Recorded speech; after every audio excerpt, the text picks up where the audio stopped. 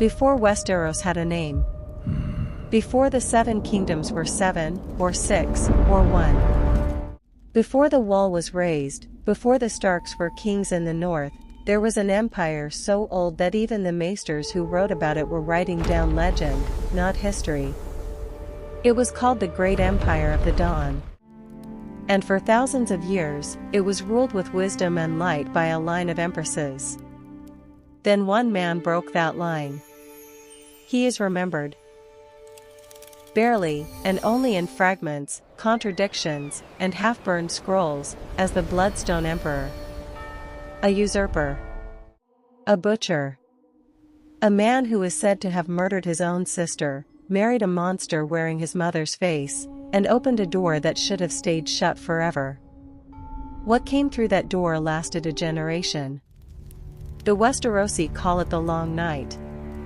And if the oldest, strangest legends in this world are even half true, one man started it on purpose. Today, we're going as deep as the lore allows into the character most fans agree is the single most terrifying figure in the entire history of this universe, more dangerous, arguably, than the Night King himself. Because the Night King was a weapon. The Bloodstone Emperor was the hand that picked it up. Stick around, because by the end of this video, you'll understand why so many theories about the next long night start with this one man from 10,000 years ago. Welcome back to the channel. If you're new here, this is the place for deep dives into the lore, mythology, and buried history of Westeros and the wider world beyond it, the stuff that doesn't make it into the show, the stuff buried in appendices, contested by in-universe scholars, and pieced together from unreliable narrators who lived thousands of years after the fact. That last part matters more than usual today. Nothing in this video comes from a clean, agreed-upon historical record. It comes from the Great Empire of the Dawn's own dying traditions, filtered through Ashai legend, filtered again through the Jade Compendium, and filtered a third time through Maester Yandel, a Citadel scholar who openly admits he doesn't believe half of it. So treat this less like a documentary and more like an investigation into a myth, because that's exactly what it is in Universe 2. If that's the kind of rabbit hole you enjoy, get comfortable. This is a long one. To understand what the Bloodstone Emperor destroyed, you have to understand what existed before him. Long before Aegon the Conqueror. Long before the Undulls crossed the Narrow Sea. Long before the first men brought bronze swords to Westeros, somewhere in the Far East, past the Shadowlands, past Ass High, in a place whose true borders no living scholar can draw with confidence, there stood the Great Empire of the Dawn. By every account, it was the first true civilization anyone in this world remembers. Older than Valyria. Older than the Rhoynar. Some legends claim it was the first empire, full stop, the template every later civilization unknowingly copied. It's credited with the earliest laws, the earliest cities, the earliest calendars. Where Valyria gave the world dragons and fire, the Dawn is remembered for something quieter and, in some ways, more impressive, order. And that order had a symbol. A gemstone, pale, near white, faintly luminous, called the amethyst. It was more than decoration. It was believed to hold divine favor, almost like a crown that chose its wearer rather than the other way around. The ruler who held it was called the Amethyst Empress. Not king, empress, always. The Great Empire of the Dawn, uniquely among the ancient civilizations of this world, is remembered as having been ruled overwhelmingly by women, generation after generation, in a line so long that its own people eventually treated female rule as simply the natural order of things, not the exception.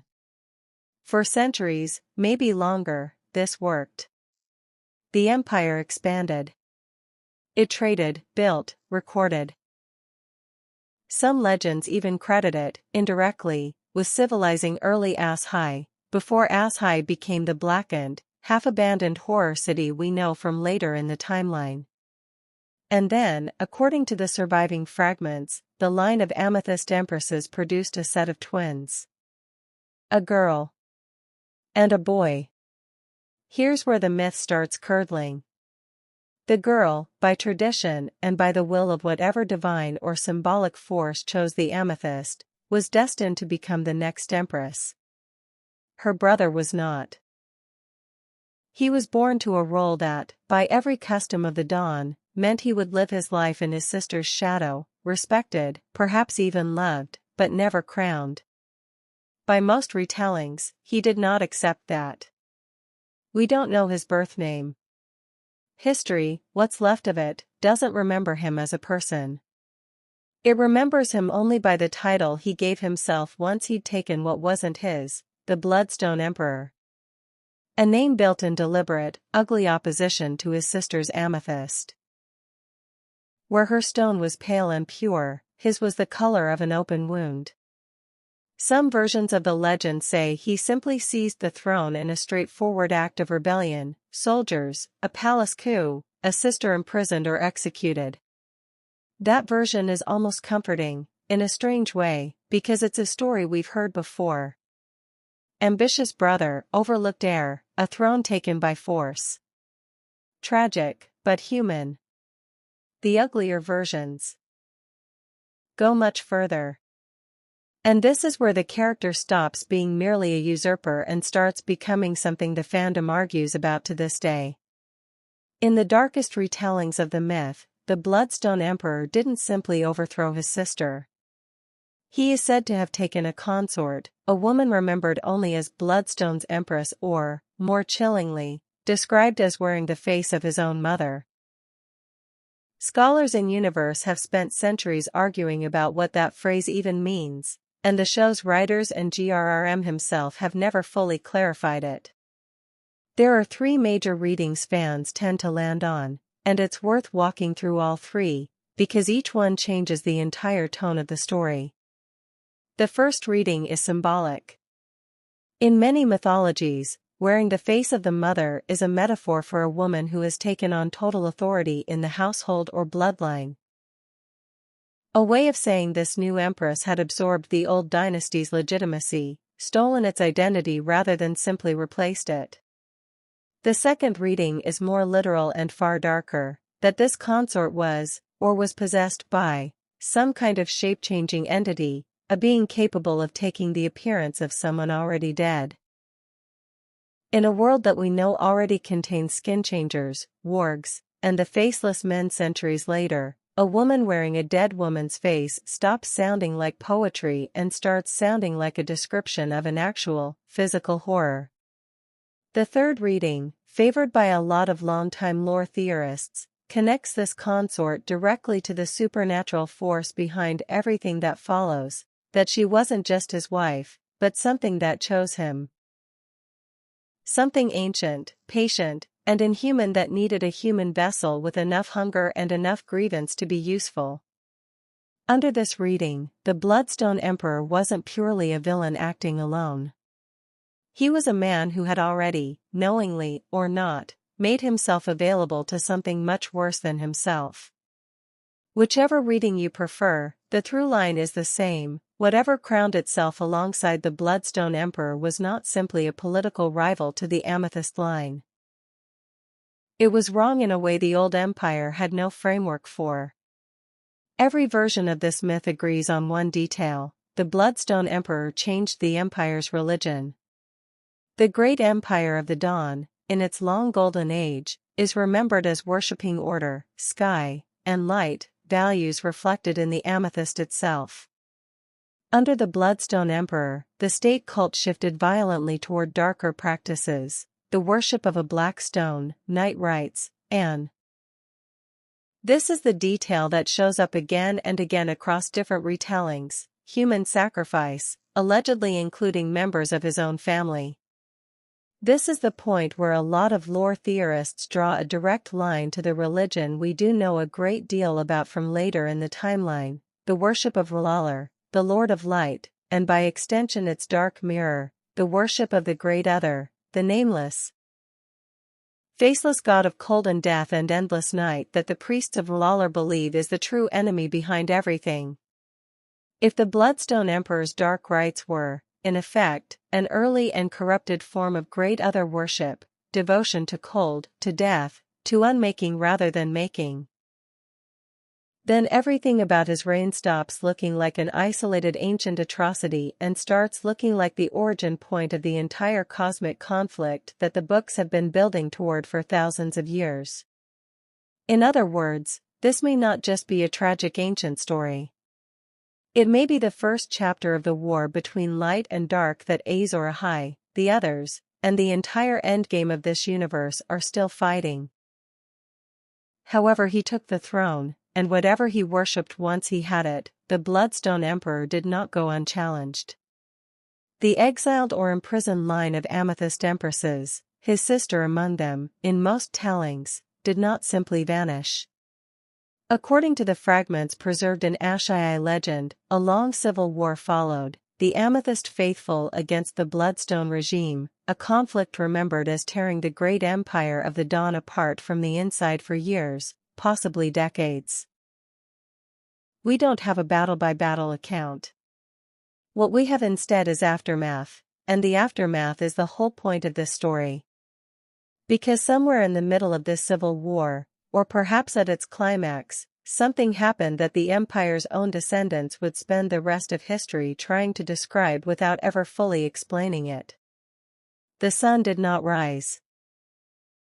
This is the part of the legend every Westerosi child eventually hears in some form, even thousands of miles and thousands of years removed from the great empire of the Dawn, because what started there did not stay there. A darkness fell across the world. Not a single long winter, a generation of one. Snow in lands that had never seen snow. Crops failing everywhere, all at once.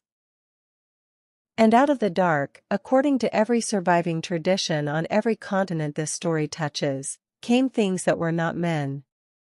Pale, cold, and utterly without mercy, the beings Westeros would eventually call the others, and the free folk would call the White Walkers. Here's the theory that ties this entire video together, and it's one of the most debated ideas in the whole fandom. Many lore scholars believe the Bloodstone Emperor did not simply cause the long night by accident, as a side effect of civil war and chaos. They believe he caused it on purpose, that his dark rites, his sacrifices, and his consort's true nature were part of a ritual, whether he fully understood its consequences or not, that opened some kind of door between the world of the living and whatever cold, hungry thing exists on the other side. Under this theory, the others aren't a natural disaster. They're not simply monsters that showed up when the world got dark. They're what came through the door the Bloodstone Emperor opened, soldiers, servants, or extensions of the same power his dark religion had been courting all along. If that's true, then the man who wanted a throne he wasn't entitled to didn't just start a war. He let something into the world that nearly ended it. No myth about a catastrophe is complete without an account of how it ended, and this one is no different, though the details here are thinner than almost anywhere else in the legend. The figure most commonly credited with ending the long night is a hero known by many names across many cultures in this world, Azor Ahai to the followers of R'hllor, the last hero to the north, and by other names entirely in the great empire of the Dawn's own dying traditions. The core of the story is consistent wherever it's told. A hero forges or is given a weapon capable of standing against the darkness, gathers what remains of humanity's strength, and turns back the endless night. Some retellings suggest this hero and the war against the Bloodstone Emperor's regime were one and the same conflict, that defeating the usurper's dark religion and defeating the others were, functionally, the same war fought on two fronts. Others keep them separate, treating the Bloodstone Emperor's fall as a political event and the ending of the Long Night as a mostly unrelated, later triumph. What almost every version agrees on is this: the empire that emerged afterward was never the same. The great empire of the Dawn, once the oldest and most stable civilization in the known world, is remembered as fracturing, fading, and eventually vanishing from history so completely that later scholars in Westeros aren't even fully convinced it was real. The Bloodstone Emperor's own fate is barely recorded at all. No triumphant execution scene. No confirmed death. Just silence, which, if you've watched enough of these lore breakdowns, is usually the detail that should worry you the most. Here's the question worth sitting with: why does any of this matter to a story set thousands of years later, in a completely different part of the world, with characters who probably never even heard the name Bloodstone Emperor? Because the current story is building toward the exact same threat. The others are back. The long night, or something like it, is coming again. That's the central promise the entire narrative has been making since its opening pages. And if the ancient legend of the Bloodstone Emperor is even loosely accurate, then this isn't the first time. It's a repeat. A second chance for whatever force was behind the first long night to finish what it started, or a second chance for humanity to make the same catastrophic mistake, placing power in the hands of someone willing to burn the world down to sit on top of the ashes. It also reframes several major characters and prophecies fans have debated for years. The idea of a prince that was promised, the resurrected hero wielding a sword of fire, the recurring pattern of a woman's rightful power being seized by a man willing to do anything to keep it, all of it starts to look less like a one-time crisis and more like a cycle. A wheel that's turned before, with names and faces that changed, but with the same basic shape every time. If that's true, then the real question isn't just how do we stop the others this time. It's who, in this generation, is playing the role of the Bloodstone Emperor, and whether anyone will recognize him before it's too late. Let's run through a few of the theories the fandom has built on top of all this, because this is where things get genuinely fun to argue about. Theory 1: the Night King is connected to the Bloodstone Emperor's dark religion, not to the First Men at all.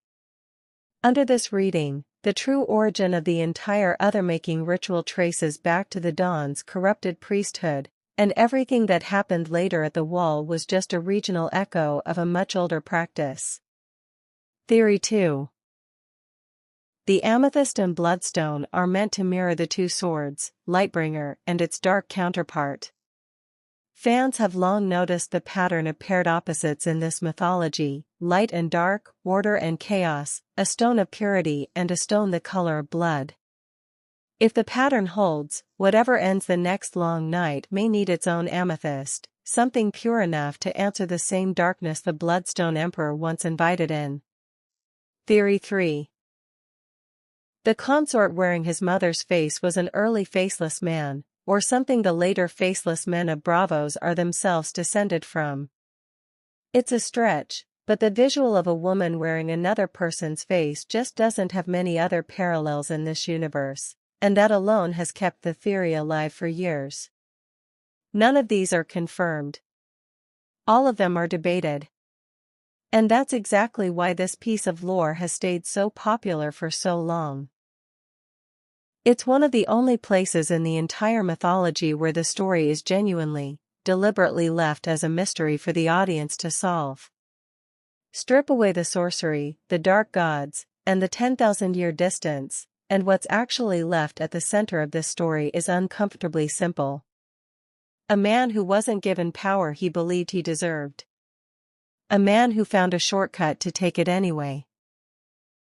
A man who kept telling himself, presumably, that just one more sacrifice, one more compromise, one more line crossed would finally be enough to secure what he wanted, until there was no line left to cross, and the world itself paid the price for his ambition.